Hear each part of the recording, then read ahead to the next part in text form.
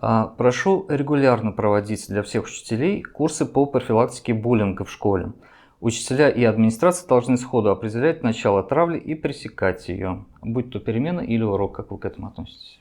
Абсолютно поддерживаю это предложение, поскольку все-таки некоторое отклонение от норм поведения бывает у наших школьников. И, конечно, первый, кто видит, наверное, это родитель и, конечно же, учитель, потому что в школе наши дети проводят много времени, и они все как на ладони, несмотря на то, что бывают большие классы. И, конечно, учитель должен видеть изменения в поведении ребенка, либо изменения в классном коллективе, в какой-то группе.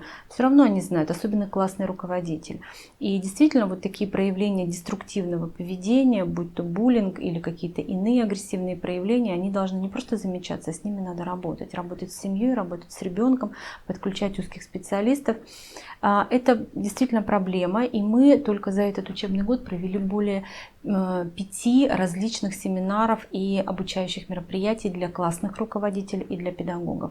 У нас есть курсы повышения квалификации на эту тему. У нас проведены серии мастер-классов Республиканским центром психолого-педагогической и медицинской помощи. То есть возможность педагогу узнать, а что же это такое, а как это проявляется, а по каким поведенческим маркерам можно оценить состояние ребенка, есть. Кроме того, есть федеральные рекомендации, мы их тоже направляли в школы для того, чтобы педагоги изучили и могли все-таки адекватно реагировать на те или иные ситуации.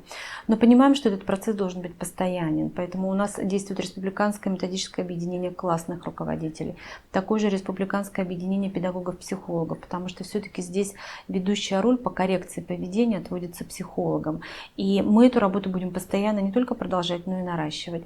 Причем на такие мероприятия мы приглашаем специалистов. То есть это могут быть специалисты Минздрава, специалисты МВД, то есть абсолютно по разным профилям. Сейчас у нас есть такие мероприятия, поэтому мы приглашаем и максимально все-таки пытаемся охватить наших классных руководителей вот этой информационной просветительской работой о том, чтобы знать, как действовать. Ну и, конечно, нас этому учат в пединститутах, в университетах.